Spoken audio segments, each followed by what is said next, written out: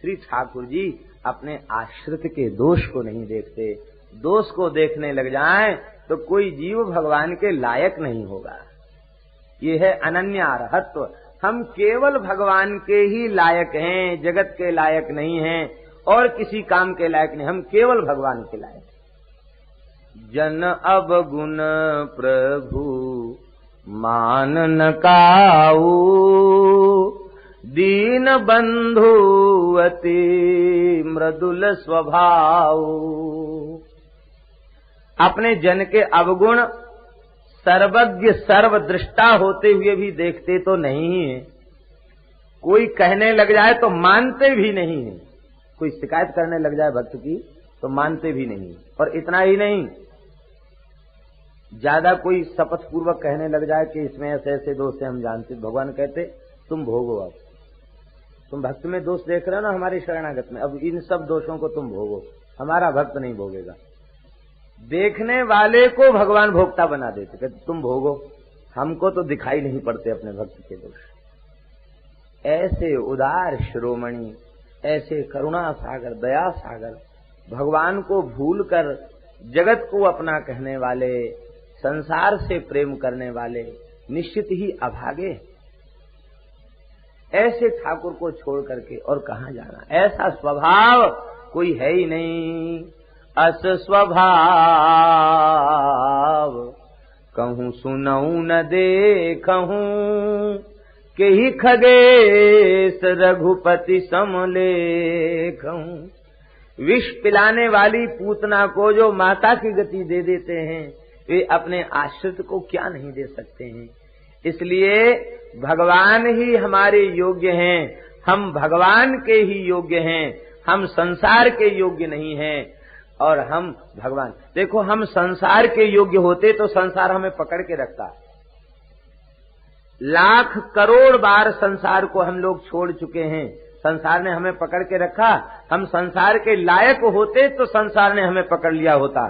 संसार के हम लायक नहीं हैं, फिर भी हमने अज्ञानवश अपने आप को भगवान के लायक नहीं समझा, संसार के लायक मान लिया, इसलिए दुर्दशा हो रही है।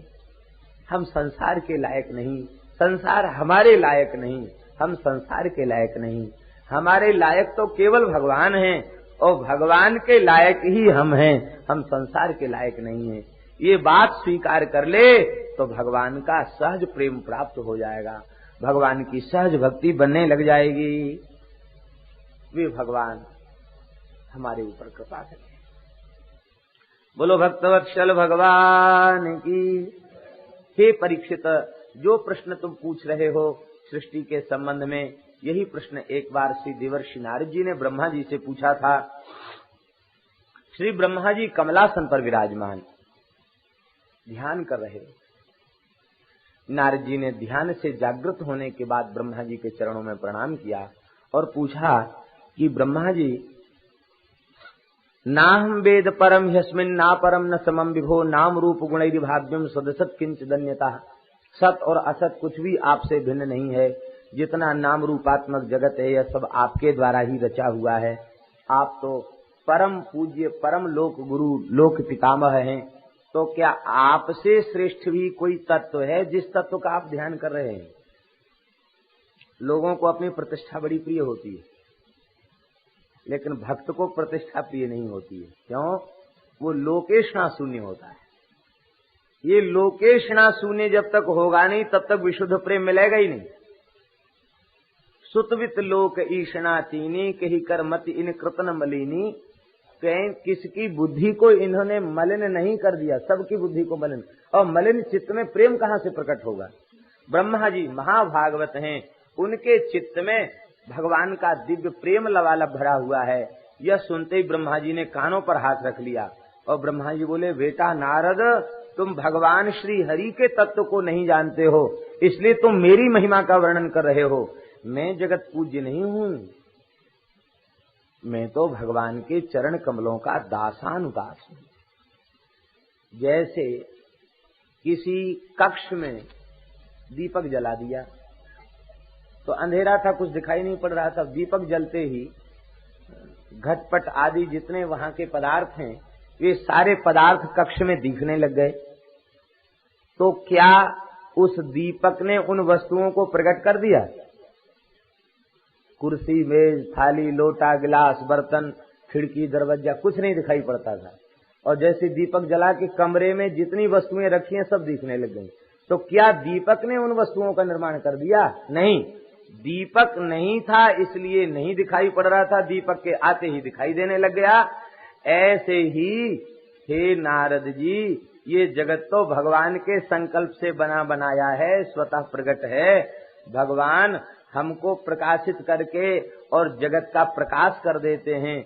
जैसे दीपक किसी वस्तु को बनाता नहीं, दीपक के प्रकट होते ही वस्तुएं दिखने लग जाती, ऐसी हमारे माध्यम से भगवान जगत को अभिव्यक्त करते हैं। वस्तुता में जगत को बनाने वाला नहीं। ये न स्वरोचिषा विश्वम रोचितम रोचयाम्यहम यथार्कोऽग्निर्यथा सूर्यो यथर्क्ष सोमो यथर्क्ष ग्रह तारकाः। जैसे सूर्य, चंद्रमा, ग्रह, नक्षत्र, तारे ये प्रकाश हैं और प्रकाशी भगवान हैं। भगवान के प्रकाश से ही ये प्रकाशित हो रहे हैं और भगवान के प्रकाश से प्रकाशित होकर जगत को प्रकाशित करते हैं। ऐसे ही भगवान की शक्ति से शक्तिमान बनकर, प्रकाश से प्रकाशवान बनकर मैं जगत को प्रकाशित करता हूँ। मैं कोई नए ढंग से जगत को बनाने वाला नहीं हूँ। हे नारद जी बेटा, तस्मै नमो भगवते वासुदेवाय धीमहि यन्माया दुर्जया मां ब्रुवन्ति जगद्गुरुम्। उन भगवान वासुदेव के चरण कमलों का, श्री कृष्ण के चरण कमलों का हम ध्यान कर रहे हैं, जिन भगवान की माया में मोहित जीव मुझे ही जगत गुरु मान लेते, जगत पूज्य मान लेते। आज तो गुरुओं की नहीं, जगत गुरुओं की बाढ़ आ गई। ब्रह्मा जी वस्तुतः जगत पूज्य, जगत गुरु कहलाने के अधिकारी हैं, लेकिन उनके हृदय में कितना दैन्य है। वे कहते मैं जगत गुरु नहीं, मैं तो जगत गुरु श्री कृष्ण का दासानुदास हूँ। ये ब्रह्मा जी कह रहे हैं। लेकिन आज हम कलयुगी पाप परायण जीवों की ऐसी दुर्दशा हो गई कि अपने को दास नहीं मानते। गुरु से कम तो कोई अपने को मानता ही नहीं। शिष्य भी अपने को शिष्य नहीं मानता, वो भी गुरु मानता अपने को। आप लोग कहेंगे कैसे? हमारी समझ में नहीं आया। देखो, समझने आने में कोई ज्यादा कठिनाई नहीं है, केवल ध्यान देने की बात है। महत्पुरुषों के आश्रम में रहने वाले लोग ही कई बार कहते हैं महाराज को ऐसा नहीं करना चाहिए था, ऐसा करना चाहिए था। महाराज तो कुछ जानते नहीं है। तो इसका मतलब क्या हुआ? जानने वाला गुरु हुआ और न जानने वाला बेचारा शिष्य हुआ। पुत्र कहता है पिताजी को ज्ञान नहीं है, ये तो बेकार हैं। ये दशा जीव की होगी। धन्य है ब्रह्मा जी का भाव। ब्रह्मा जी कह रहे हैं कि मैं जगत गुरु नहीं, जगत गुरु तो श्री कृष्ण हैं और मैं जगत गुरु श्री कृष्ण का दासानुदास हूँ। उन भगवान की माया को नमस्कार है, जिन भगवान की माया में मोहित प्राणी माम ब्रुवन्ति जगत गुरु, मुझे जगत गुरु बोलने लग जाते हैं। मैं जगत गुरु नहीं, हम भगवान के दास हैं। इसी भाव से जीव परम कल्याण होगा। कबीर जी का एक दोहा है। कबीर जी कहते कबीरा साधु जगत गुरु, उसे बनने की जरूरत नहीं है। कबीरा साधु जगत गुरु तब जब तजे जगत की आस। कबीरा साधु जगत गुरु जब तजे जगत की आस। और जो जग से आशा करे तो जगत गुरु वह दास। किसी से कुछ चाहिए तो भगत जी, लाला जी, सेठ जी हाथ पर जोड़ेंगे, उसका चेला बनना पड़ेगा। और कुछ नहीं चाहिए तो अपने आप ही जगत गुरु।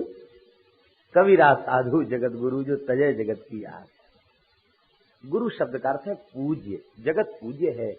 जो निरपेक्ष महात्मा हैं वे सारे संसार के द्वारा आदरणीय हैं, पूज्य हैं। वस्तुतः जगत में श्रेष्ठ, जगत पूज्य भगवान श्री हरि ही। जगत गुरु तत्व श्री कृष्ण तत्व है, इसलिए हाड़ मांस के बने हुए पिंड शरीर को गुरु नहीं कहते। गुरुपद वाच्य अंतर्यामी रूप से विराजमान परमात्मा ही गुरुपद वाच्य है। गुरु माने शरीर नहीं, गुरु माने आत्मा, अर्थात परमात्मा श्री राम कृष्ण नारायण, यही गुरु शब्द का अर्थ है। वैष्णव ग्रंथों में ऐसा है, जब गुरु तत्व परमात्मा का स्वरूप है और अंतर्यामी को ही गुरु कहते हैं, तो अंतर्यामी तो सब जगह विराजमान है। फिर शरीर का सत्कार क्यों? वो ये है कि वस्तुतः गुरु रूप में भगवान हैं, अंतर्यामी रूप से भगवान ही गुरुत्व देने वाले हैं, वही परमात्मा ही सबके गुरु हैं। लेकिन उस आत्म चेतन तत्व ने शरीर को माध्यम बनाकर शिष्य को सदुपदेश दिया है, उसकी जिज्ञासा को सुना है, उसकी जिज्ञासा को शांत किया है। तो जिस शरीर को माध्यम बनाकर भगवान ने हमारे ऊपर कृपा करुणा की है, उस शरीर का भी हमें आदर करना चाहिए। गुरु का धर्म है क्या? शिष्य के संस्कारों की रक्षा करे। शिष्य का धर्म है गुरु के शरीर की रक्षा करे। गुरोह कायम रक्षे, काय की रक्षा करे। ये सब महापुरुष गुरुतुल्य ही है। इनके शरीरों को हमको ये नहीं सोचना चाहिए कि हम ज्यादा से ज्यादा लाभ ले लें। इतना परेशान कर दो कि बस वो रुग्ण हो जाएं, जल्दी उनके कोई शरीर में व्याधि आ जाए, ऐसा नहीं करना चाहिए। ये महापुरुष हैं, ये जब तक विराजमान धरती पर रहेंगे तब तक वे कुछ न बोलेंगे न कुछ कहेंगे, तो भी इनके शरीर से स्पर्श करके जो वायु बहेगी उससे भी जीवों का कल्याण होगा। इनके शरीर को छूकर जो वायु जीवों को लगेगी, उस वायु से भी जीवों का कल्याण होगा। ऐसा विचार करके संतों का, महापुरुषों का सदा आदर करना चाहिए और गुरु तत्व के रूप में भगवान ही है, यह समझना चाहिए। श्री वृंदावन बिहारी लाल की। देखो नारद भगवान मायापति हैं। जब अनेक से एक होते हुए वह अनेक होने की इच्छा प्रकट करते हैं तो जगत के रूप में बदल जाते हैं। एक अकेले भगवान ही संसार बन गए। आज सवेरे श्रवण किया जा रहा था कि एक अकेले भगवान ही सारा जगत बन गए, सारा संसार बन गए। तो वह भगवान एक अकेले ही जगत के रूप में अभिव्यक्त हो जाते हैं। अपने स्वरूप में प्राप्त काल, कर्म और स्वभाव को भगवान स्वीकार कर लेते हैं। काल शक्ति से तीनों गुणों में क्षोभ उत्पन्न हो जाता है। स्वभाव उन्हें रूपांतरित करके महत तत्व का जन्म दे देता है और उस महत तत्व से त्रिविध प्रकार का अहंकार प्रकट होता है। वैकारिक, तामस और तेजस, इस त्रिविध प्रकार के अहंकार से 16 प्रकार के जो विकार हैं वह उत्पन्न हो जाते हैं। और इस प्रकार से इन पंचभूत और पंच ज्ञानेन्द्रिय, पंच कर्मेंद्रिय, पंच तन्मात्रा, ये सब इकट्ठे होकर के और इनके द्वारा ही यह पिंड शरीर और ये ब्रह्मांड का निर्माण इन्हीं के द्वारा होता है। विराट स्वरूप की विभूतियों का विस्तार पूर्वक वर्णन किया है। वर्णाश्रम भी भगवान के स्वरूप में ही प्रतिष्ठित है। इसको विस्तार पूर्वक श्री ब्रह्मा जी ने वर्णन करके सुनाया है। और इसके बाद श्री ब्रह्मा जी ने कहा, देखो नारद जी, अंतिम बात अब हम तुमको बता रहे हैं। अंतिम बात सुन लो। अंतिम बात क्या है ब्रह्मा जी की? नारद जी कह रहे हैं, इति ते विहितम तात यथेद मनु पृच्छसे। इस जगत के संबंध में तुम जो कुछ पूछ रहे थे हमने तुम्हें बता दिया। क्या? बोले, नान्यद भगवतः किंचिद भाव्यम सद सदात्मकम। भगवान के अतिरिक्त न तो कुछ सत है और न भगवान के अतिरिक्त कोई असत है। इसी को कहते सदसत चाहम अर्जुन। सत भी में और असत भी है। सत माने चेतन जीव और असत माने अचेतन प्रकृति। ये दोनों का अंतर्यामी मैं ही हूँ। सत सदात्मकम, सत की आत्मा और असत की आत्मा, दोनों की आत्मा मैं ही हूँ। मुझसे भिन्न न कोई नाम है और मुझसे भिन्न न कोई रूप है। सब नाम और सब रूप हमारे ही। यही अंतिम बात है। भगवान को स्वीकार कर लो। भगवान, एक भगवान ही सब में समान रूप से विराजमान है। चाहे जड़ हो अथवा चेतन हो, सत हो या असत हो, सब में भगवान समान रूप से विराजमान हैं। इस एक सिद्धांत को अच्छी प्रकार से स्वीकार करो।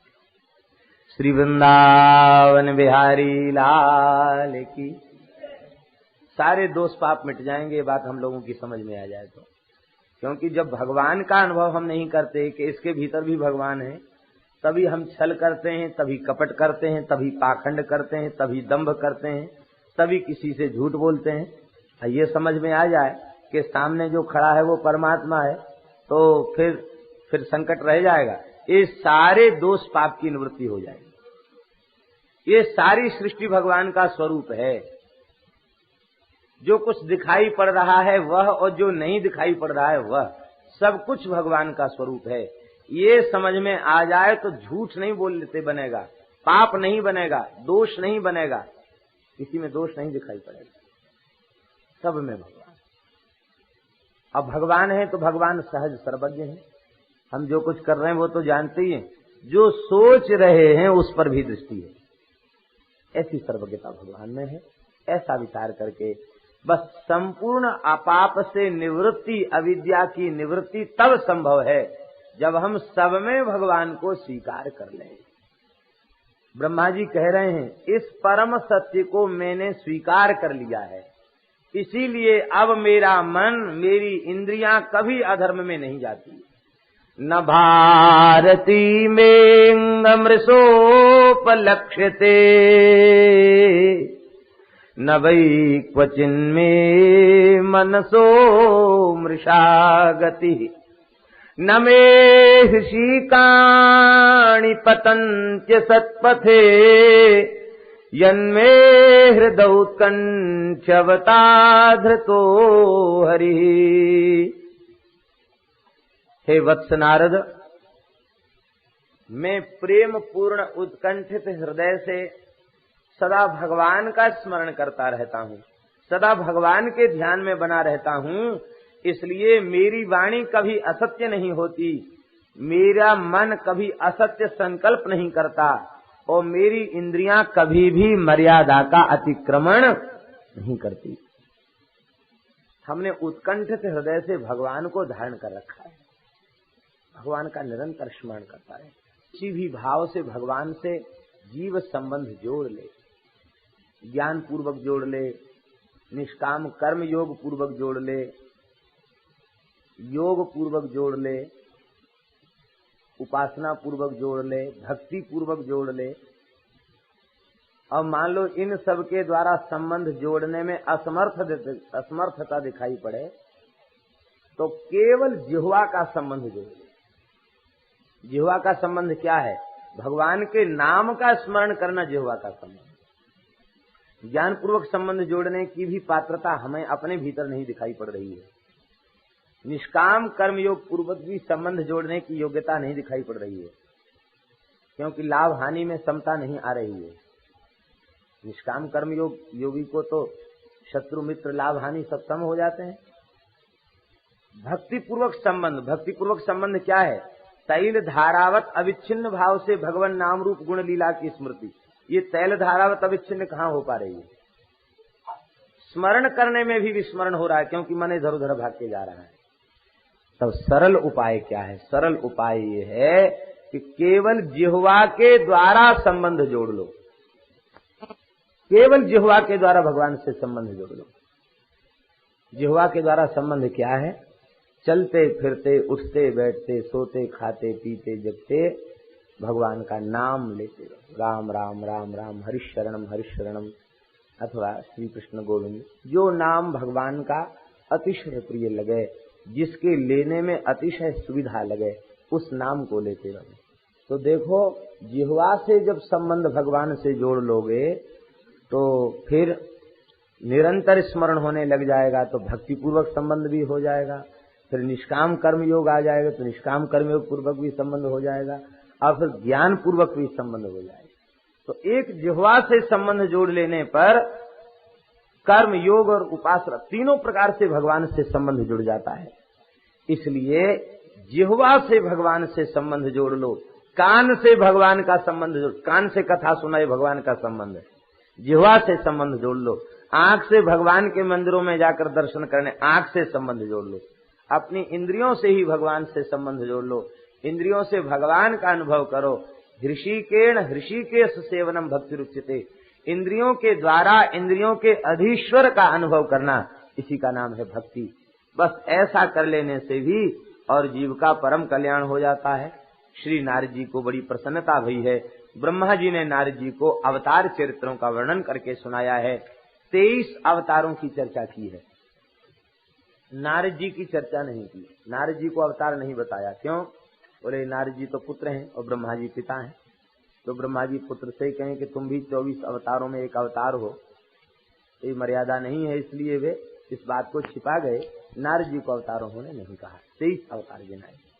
और इन अवतार चरित्रों का स्मरण कराने के बाद श्री ब्रह्मा जी कह रहे हैं, इदं भागवतम नाम यन्मे भगवतोदितम संग्रहोऽयं विभूतीनां त्वमेतद् विपुलीकुरु। इदं भागवतम नाम, इसका नाम भागवत। देखो यही शब्द पहले भी आया, सूत जी ने अवतारों का वर्णन किया तो कहा इदं भागवतम नाम, ब्रह्मा जी ने अवतारों का वर्णन किया तो कहा इदं भागवतम नाम। इसका तात्पर्य भगवान के समस्त अवतारों के चरित्र का नाम ही है भागवत। इस भागवत का ये संक्षिप्त स्वरूप है। और भागवत में प्रथम स्कंद से लेकर 12वें स्कंद तक भगवान के अवतारों के ही चरित्र हैं। प्रत्येक स्कंद में किसी न किसी अवतार के विशेष चरित्र का वर्णन है। तो अवतार चरित्रों का प्रधान पोषक ग्रंथ श्रीमद् भागवत महापुराण है। अवतार चरित्रों का ही नाम भागवत है। इस भागवत का तुम विस्तार करो। संग्रहोऽयं विभूतीनां त्वमेतद् विपुलीकुरु, तुम इसका विस्तार करो, व्याख्यान करो। भागवत के व्याख्यान की आज्ञा ब्रह्मा जी सबको दे रहे हैं नारद जी के बहाने से। संग्रहोऽयं विभूतीनां, ये विभूतियों का संक्षिप्त स्वरूप जो है इसका तुम विस्तार करो। कैसे विस्तार करें? व्याख्यान का आदेश दिया जा रहा है, लेकिन किस पद्धति से भगवत चरित्र को कहना चाहिए उसकी पद्धति ब्रह्मा जी बता रहे हैं। इसको यदि अपने आदर्श सूत्र के रूप में हम अपना लेवें तो भगवान की कथा का स्वरूप विकृत जो आज हो गया है वो विकृत स्वरूप नहीं रह जाएगा।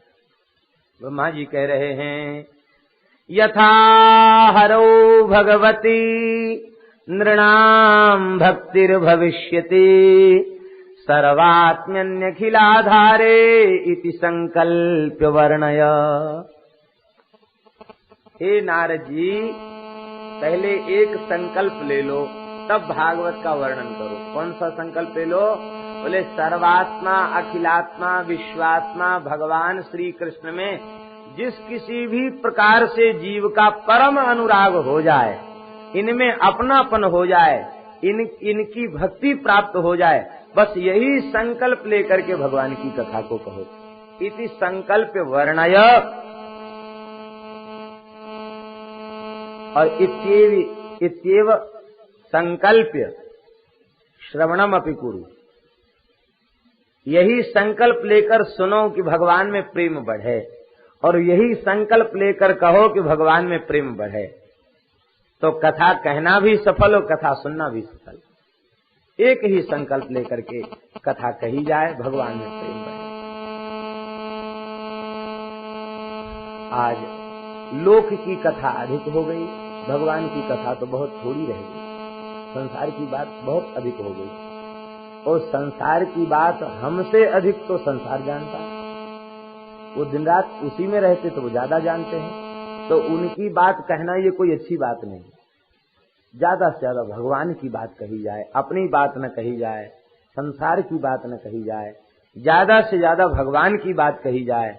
और वो भी इस पद्धति से कही जाए कि जीवों को भगवान की दुर्लभता का ज्ञान न हो, उनकी सुलभता का ज्ञान हो, और उनके हृदय में यह विश्वास जमे कि भगवान दुर्लभ नहीं, भगवान अतिशय सुलभ हैं, और भगवान की प्राप्ति कठिन नहीं, भगवान की प्राप्ति ही अत्यंत सरल है। संसार की प्राप्ति कठिन है, न हुई है, न है, न हो सकती है। भगवान की प्राप्ति ही सरल है।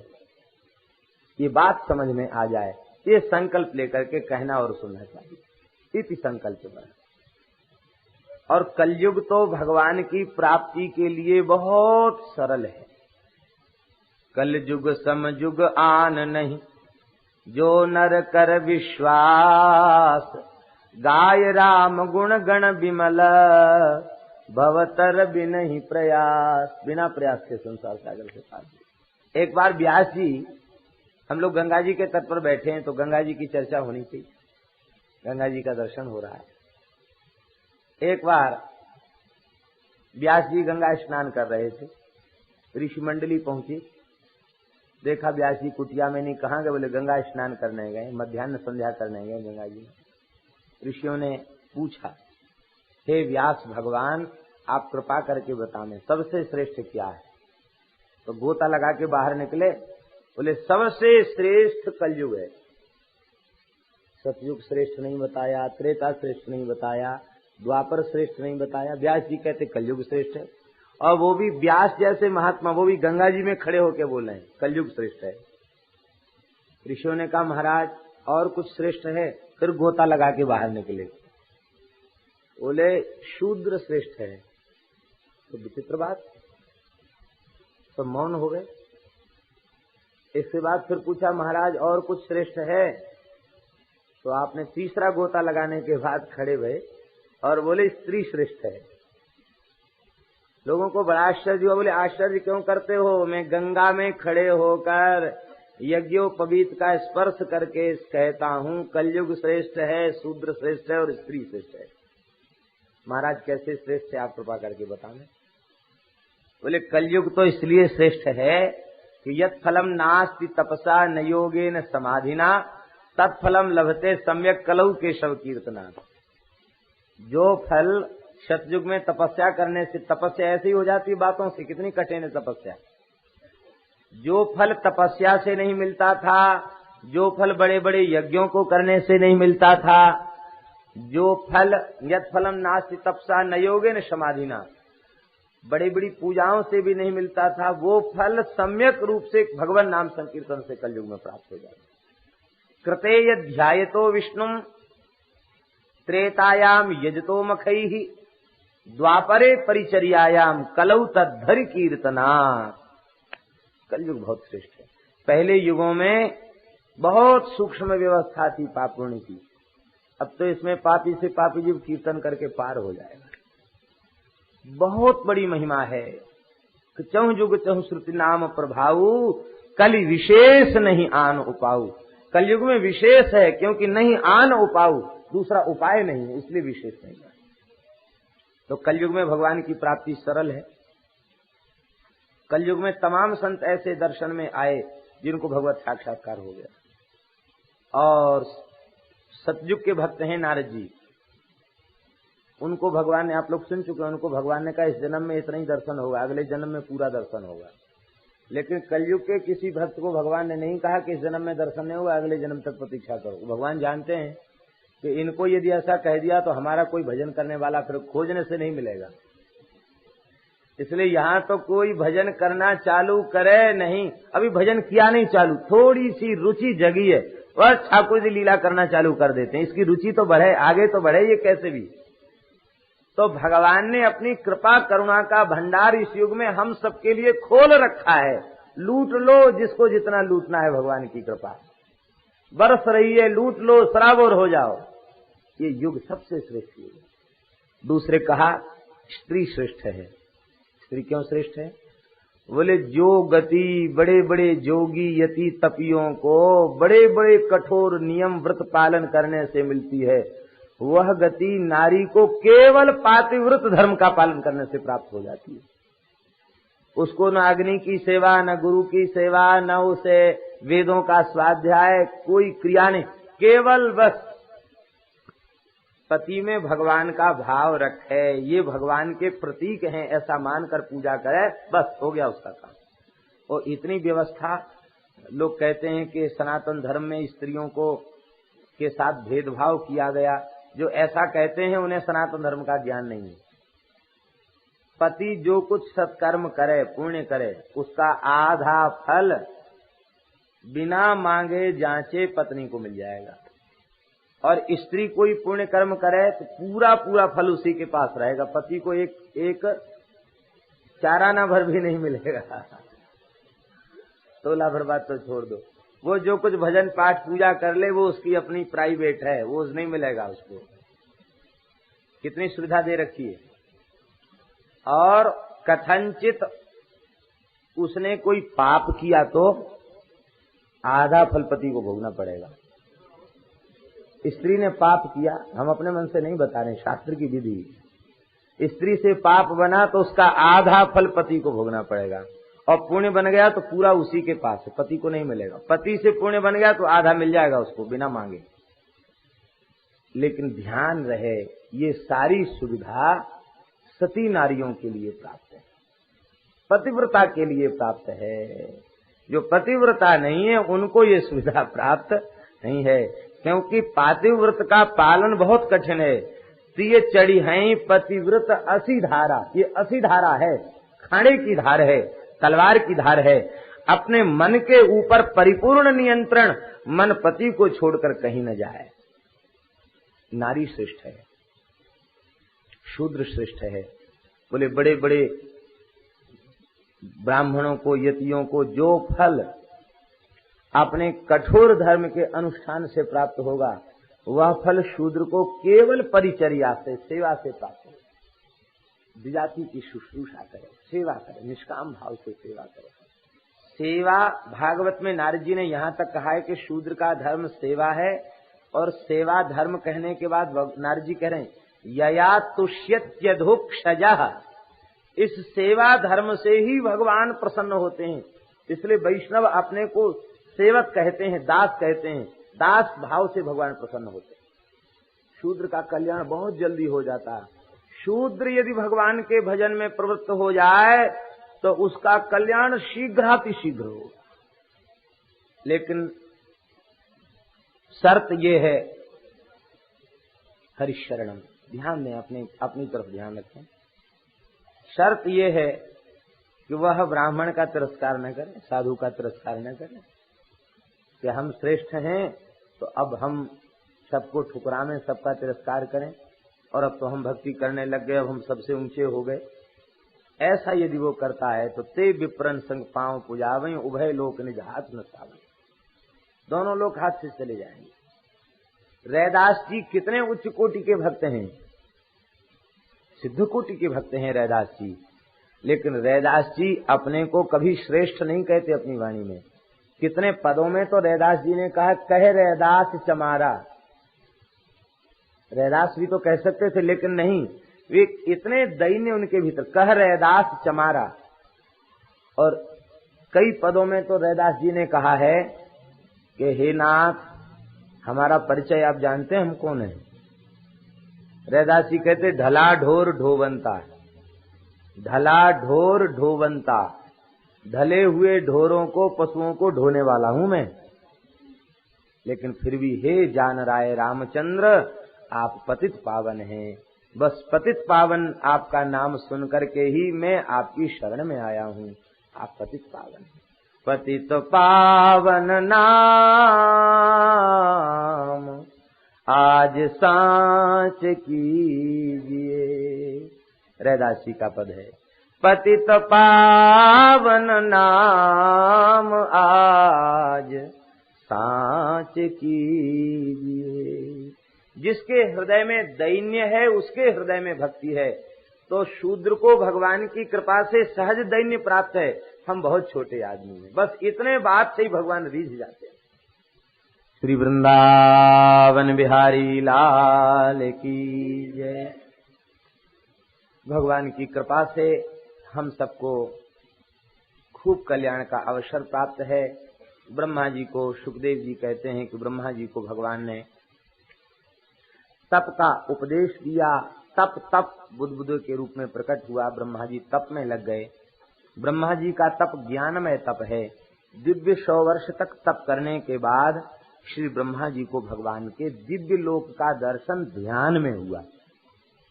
समाधि में भगवान के दिव्य धाम का दर्शन हुआ। और भगवान का दर्शन करके श्री ब्रह्मा जी अतिशय प्रसन्न हो गए हैं और प्रसन्न होकर के श्री ब्रह्मा जी महाराज ने भगवान की स्तुति की है। भगवान ब्रह्मा जी की स्तुति से प्रसन्न भये हैं और भगवान ने ब्रह्मा जी को ज्ञान का उपदेश दिया है, जिस ज्ञान का नाम है चतुश्लोकी भागवत। इस चतुश्लोकी भागवत का ब्रह्मा जी को भगवान ने उपदेश दिया है। श्री भगवान उवाच ज्ञानम परम गुह्यम मे यद विज्ञान समन्वितम सरहस्यम तदंगं च गृहाण गदितम मया यावानहम यथा भावो यद्रूप गुणकर्मकः तथैव तत्व विज्ञानम अस्तु ते मदनुग्रहात्। हे ब्रह्मा जी, परम गोपनीय गुह्य जो विज्ञान से युक्त ज्ञान है उसको सांगोपांग सरहस्य तुम अंगीकार करो, मैं तुम्हें दे रहा हूं, तुम स्वीकार करो। यावान अहम, मेरा जितना विस्तार है, मेरे जैसी महिमा है, मेरा जैसा रूप गुण कर्म लीलाएं हैं, उन सबका यथार्थ रूप में तुम्हें ज्ञान हो जाए।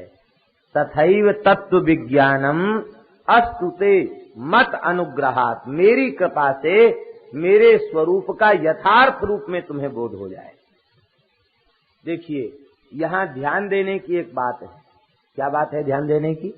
यहाँ बात यह है कि भगवान ब्रह्मा जी को उपदेश अभी नहीं दे रहे हैं, उपदेश देने के पूर्व संकल्प कर रहे हैं और आशीर्वाद दे रहे हैं।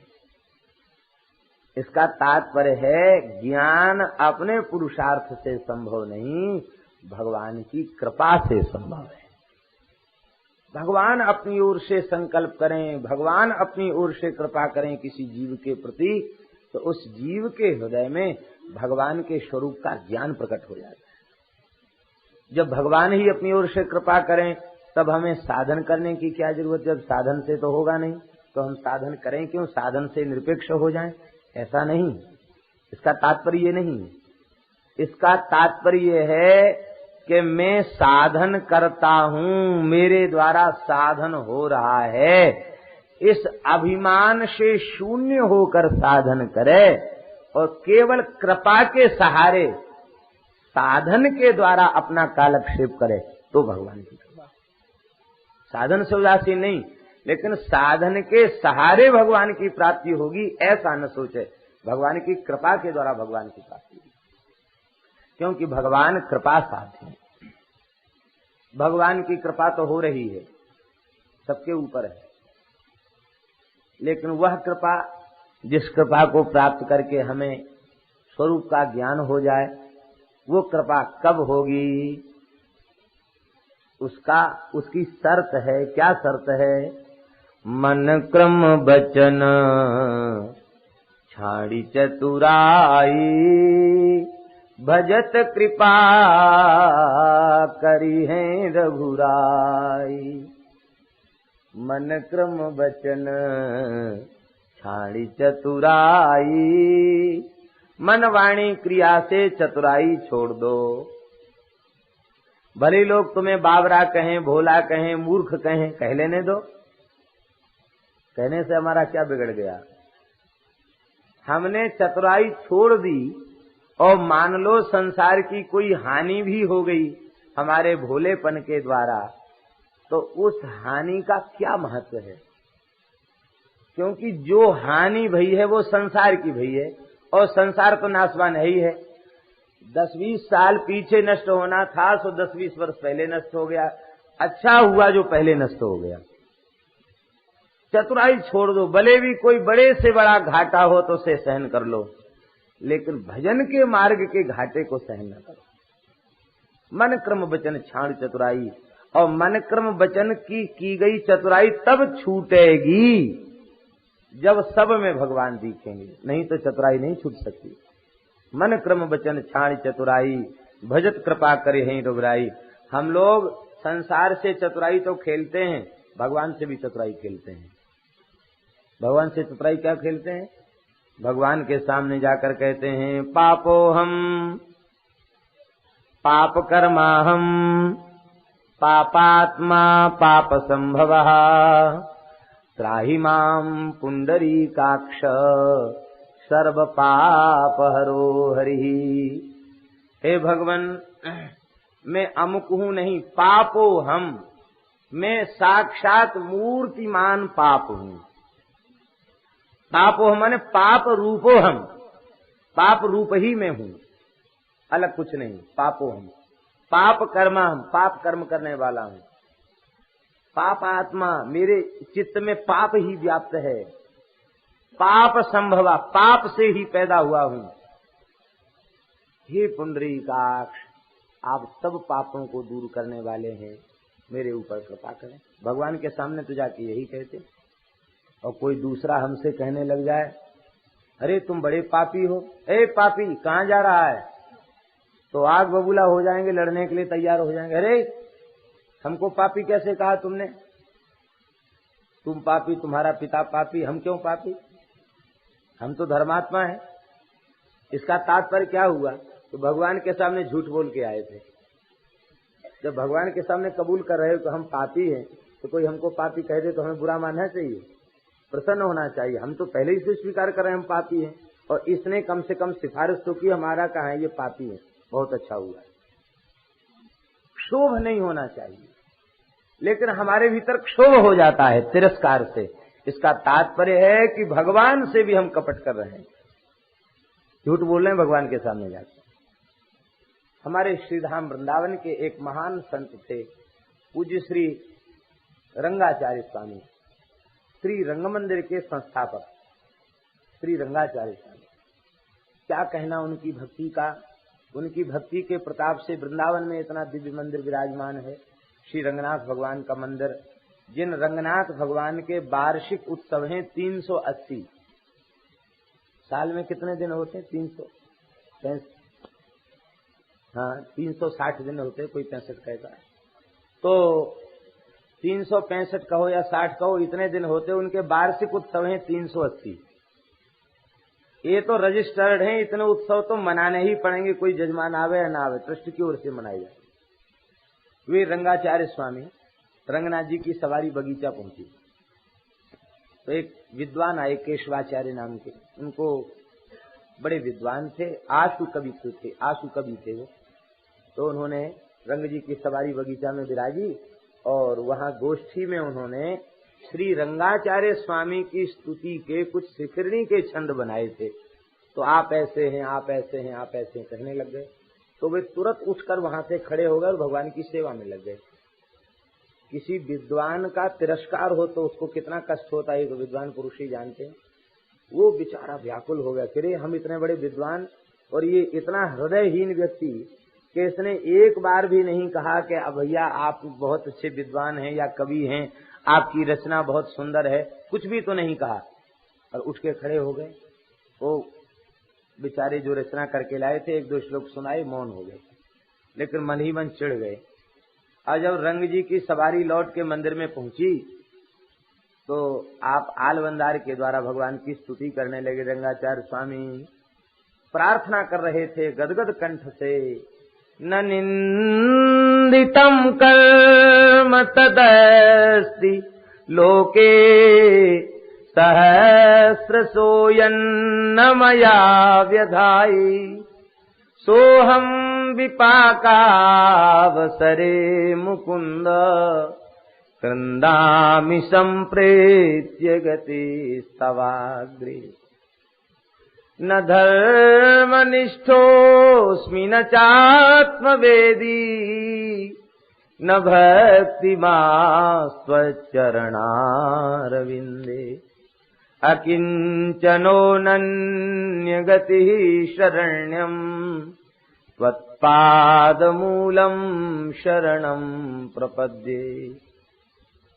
वो पंडित सुन रहे थे पीछे से, तो बड़ी जोर से चिल्ला करके बोले कि ये महाशय जो कुछ आपके सामने कह रहे हैं ये निश्चित ही वैसे ही हैं। रंगाचार्य स्वामी ये कह रहे हैं कि हम बहुत बड़े पापी हैं, ऐसे हैं तैसे। ये जो कुछ अपने को कह रहे हैं कि मैं पापी हूँ, नीच हूँ, धूर्त हूँ, ये जो कुछ अपने आप को कह रहे हैं ये ऐसे हैं, इससे भी बुरे। चिल्ला चिल्ला के कहने लगे, उनको सहन नहीं हुआ। यह बात सुना तो लोगों को विक्षेप हुआ कि महाराज को गाली दे रहा है ये व्यक्ति।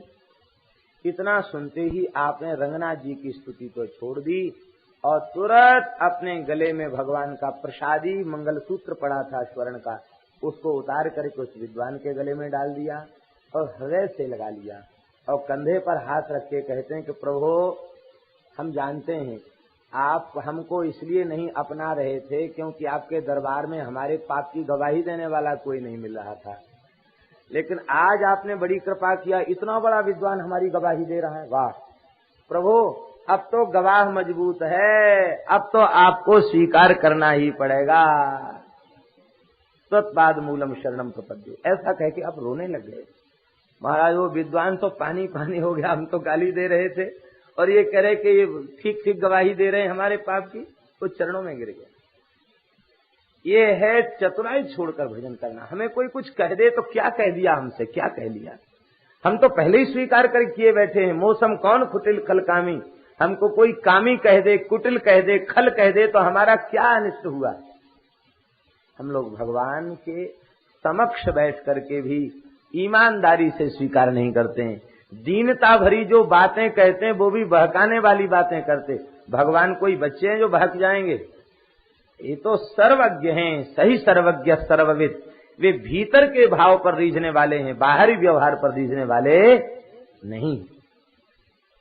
भगवान का छल कपट त्याग करके, चतुराई छोड़ करके जो भजन करते हैं, भगवान के स्वरूप का बोध उन्हें प्राप्त हो जाता है। ब्रह्मा जी ने छल कपट छोड़कर चतुराई छोड़ के भजन किया, भगवान ने अपने स्वरूप का ज्ञान ब्रह्मा जी को करा दिया। देखो चतुश्लोकी भागवत के पूर्व भी भगवान आशीर्वाद दे रहे हैं और उपदेश देने के बाद भी कहते तथैव तत्व विज्ञानम अस्तुते मदनुग्रहात्, मेरी कृपा से तुम्हें तत्व का विज्ञान हो जाए। इसका तात्पर्य भगवान ही संकल्प करें तब ज्ञान होता है। नायम आत्मा प्रवचने न लभ्या न मेधया बहुधा स्मृतेन हेमई वेश वृणुते तेन लभ्या। भगवान ही जिसका वर्ण करें वह उसके द्वारा लभ्य है। भगवान ने कहा देखो ब्रह्मा जी, मेरे स्वरूप का ज्ञान तुम स्वीकार करो। अहमेवासमेवाग्रे नान्यत् यत् सदसत्परम् पश्चात् अहम यदे तच्च यो वशिष्येत सोऽस्म्यहम्। हे ब्रह्मा जी, जब सृष्टि नहीं थी उस समय भी मैं था और जब सृष्टि नहीं रहेगी उसके बाद भी मैं ही रहूंगा। जब पहले भी मैं था और बाद में भी मैं ही रहूंगा, तो क्या वर्तमान में मैं नहीं हूं? वर्तमान में भी जो कुछ है वह मैं ही हूं। खेत में बोने के पहले गेहूं है और फसल कट के आने के बाद घर में फिर गेहूं है, बीच में हरी हरी घास दिख रही है। तो कोई किसान यह नहीं कहता कि हमारी इतने बीघे घास खड़ी है। भले ही उसके खेत में कुछ घास खरपतवार भी खड़ी हो जाती है, घास फूस भी खड़ा हो जाता है, लेकिन वह किसान यह किसी से नहीं कहता कि ये हमारे खेत में इतने एकड़ इतने बीघे घास खड़ी है। यही कहता है कि इतने एकड़ में गेहूं बोया गया है, इतना गेहूं खड़ा है। ऐसे ही वो भले ही उसमें गेहूं नहीं दिख रहा है, दिख घास रही है, हरी हरी घास दिख रही है, लेकिन हरी हरी घास दिखने पर भी वह गेहूं है, क्योंकि पहले भी गेहूं था और बाद में भी गेहूं ही रहेगा। इसलिए आज भी वह गेहूं ही है, उसे घास नहीं कहा जा सकता। पहले भी भगवान, बाद में भी भगवान और आज वर्तमान में भी वह भगवान ही हैं। इस बात को स्वीकार करना चाहिए। जीव की सत्ता और प्रकृति की सत्ता नहीं थी क्या? हमारा वैष्णव सिद्धांत तो कहता है कि तीनों की सत्ता नित्य है। चेतन जीव, अचेतन प्रकृति और चेतन अचेतन से विशिष्ट परमात्मा है। चिद चिद विशिष्ट ब्रह्म है। चित माने चेतन जीव, अचित माने अचेतन प्रकृति, इन दोनों से विशिष्ट परमात्मा है। आप लोग कहेंगे जब ऐसी बात है तो इस श्लोक में तो प्रत्यक्ष कह रहे हैं कि पहले केवल मैं ही मैं था, न सूक्ष्म जीव था, न स्थूल प्रकृति थी, और जब नहीं कुछ रह जाएगा तो भी सूक्ष्म जीव और स्थूल प्रकृति नहीं दिखाई पड़ेगी, लेकिन मैं उस समय दिखाई पड़ूंगा। तो ऐसा क्यों कहा गया? इसका तात्पर्य है कि सूक्ष्म जीव भी था, स्थूल प्रकृति भी थी, लेकिन वह भगवान में ही अंतर्भूत थी। इतने सूक्ष्म थे वे कि उनका अलग से विभाग नहीं किया जा सकता था। इसलिए कहा गया कि केवल मैं ही मैं था, मेरे अतिरिक्त कोई दूसरा तत्व नहीं था। और नहीं था तो आया कहां से? जीव था ही नहीं तो आया कहां से? प्रकृति थी ही नहीं तो आई कहां से? इसका मतलब भगवान में ये है। और इतना ही नहीं, महाप्रलय काल में सारे जीव भगवान में लीन हो जाते हैं, और जब पुनः सृष्टि होती है तो सब अपने अपने कर्म संस्कार को लेकर फिर आ जाते हैं। जिसके जैसे कर्म है, कोई ब्राह्मण बना, कोई क्षत्रिय बना, कोई वैश्य बना, कोई शूद्र बना, कोई स्त्री बना, कोई पुरुष बना, कोई कीट बना, कोई पतंग बना, कोई पशु बना, कोई पक्षी बना। इसका तात्पर्य है कि वे सब जीव अपने अपने संस्कारों को लेकर के भी वहीं विद्यमान थे, और पुनः अपने अपने संस्कारों को लेकर के ही आए हैं, और फिर उनको वहीं जाकर पहुंचना है। ये संस्कार कब तक नहीं मिटेंगे? वे तब तक नहीं मिटेंगे जब तक वह यह स्वीकार न करे कि मैं भगवान का हूं। तब तक महाप्रलय होने के पश्चात भी वे अशुभ शुभाशुभ संस्कार समाप्त होंगे नहीं, सृष्टि के चक्कर में पड़ा ही रहना पड़ेगा। और देखो, भगवान महाप्रलय काल में शेष पर्यंक पर शयन करते हैं, ऐसा पुराणों में लिखा है। एक कारण वो जल में शयन करते हैं, किसका आश्रय लेकर के? योग निद्रा का आश्रय लेकर शयन करते हैं। और साक्षात प्रकृति के अधिष्ठात्री परा प्रकृति जो भगवती लक्ष्मी है, वे उनके पाद का संवाहन करती हैं। और किसके ऊपर सोते हैं? शेष पर्यंक के ऊपर सोते। शेष माने बचा हुआ। बचा हुआ कौन है? अंश जीव। तो जीव शेष जी हैं, और मूल प्रकृति लक्ष्मी है, और श्रीमन नारायण है। तीनों एक साथ हैं कि नहीं? इन तीन का अभाव होता नहीं है। यही वैष्णव सिद्धांत है। चित अचित जीव और अचित अचेतन प्रकृति, इन दोनों से विशिष्ट परमात्मा है। तब आप लोग कहेंगे कि जीवगत और प्रकृतिगत दोष परमात्मा में व्याप्त होने चाहिए। क्यों व्याप्त नहीं होते? कहते इसलिए व्याप्त नहीं होते कि जैसे शरीरगत दोष शरीरी आत्मा में व्याप्त नहीं होते, ऐसे ही यह चित और अचित दोनों भगवान के शरीर हैं, और परमात्मा शरीरी है। इसलिए जीवगत दोष और प्रकृतिगत दोष परमात्मा में व्याप्त होते नहीं। आप लोग कहेंगे कि शरीर तो नाशवान है, आत्मा नित्य है। शरीर तो नाशवान है, उत्पन्न हुआ है तो नष्ट होगा। अरे भाई, हमारा शरीर उत्पन्न हुआ है और नष्ट होगा। भगवान का शरीर ना उत्पन्न हुआ है ना नष्ट होने वाला है। चिदानंदमय देह तुम्हारी। भगवान तो सच्चिदानंद घन है ना। हम जैसा शरीर थोड़े ही उत्पन्न होकर नष्ट हो जाने वाले। वे तो नित्य किशोर हैं, नित्य अजन्मा हैं। जन्म की लीला तो व्यवहार की लीला है। इसलिए मेरे नित्य किशोर अजन्मा, नित्य किशोर अजन्मा है। इसका मतलब जन्म की लीला तो अवतार काल की लीला है। वे नित्य किशोर हैं, उनका नित्य विहार है, उनकी नित्य लीला है। वे नित्य ही अजन्मा है, क्योंकि उनका शरीर हम लोगों जैसा शरीर नहीं है। सच्चिदानंद रूपाय विश्वोत्पत्त्यादि हेतवे तापत्रय विनाशाय श्री कृष्णाय वयं नमः। ऐसे भगवान है। इसलिए चित चेतन जीव और अचित अचेतन प्रकृति, ये दोनों भगवान के शरीर हैं, और भगवान शरीरी हैं। भगवान का शरीर अनित्य शरीर नहीं है, नित्य स्वरूप भगवान का है। इसलिए भगवान में प्रकृति भी नित्य है और भगवान में जीव भी। ऋतेर्थम यत् प्रतीयेत न प्रतीयेत चात्मनि तद विद्यादात्मनो मायाम यथा भासो यथा तमः।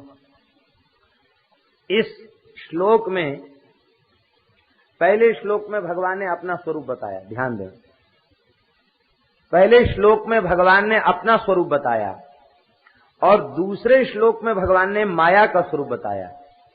माया क्या है? कहते देखो, वस्तुतः मेरे अतिरिक्त कोई तत्व है नहीं, क्योंकि चेतन का अंतर्यामी भी मैं और अचेतन के भीतर भी विराजमान मैं। चेतन जीव और अचेतन प्रकृति ये भी मुझसे भिन्न नहीं है। मैं चेतन जीव का अंतर्यामी भी हूँ और मैं अचेतन प्रकृति का भी अंतर्यामी हूँ। मैं दोनों का अंतर्यामी हूँ। दोनों मेरे द्वारा नियाम्य हैं और मैं दोनों का नियामक हूं। लेकिन नियामक के संबंध को भुलाकर स्मरण करना, इसी का नाम है माया। प्रकृति और जीव का अनुभव करना और प्रकृति जीव के भीतर विराजमान परमात्मा का अनुभव न करना, इसी का नाम है माया। भगवान के संबंध के बिना जो अत्यंत तुच्छ हेय और जड़ है, उस प्रकृति को नित्य मान लेना, उस प्रकृति में आकर्षण हो जाना, उस प्रकृति का अनुभव करना, जीव का अनुभव करना और भगवान का अनुभव नहीं करना, इसी का नाम है माया। इसे मेरी माया समझना चाहिए। विद्यमान वस्तु का अनुभव न होना और अविद्यमान का अनुभव होना, इसी का नाम है माया। हे ब्रह्मा जी, सृष्टि के बड़े छोटे जितने स्वरूप हैं, शरीर हैं, यथा महांति भूतानि भूते शूचा वचे श्वनु, बड़े छोटे जितने शरीर हैं, उच्च या छोटे जितने शरीर हैं, उन सबके भीतर मैं प्रविष्ट भी हूं और अप्रविष्ट भी हूं। इसका तात्पर्य क्या हुआ? बोले इसका तात्पर्य हुआ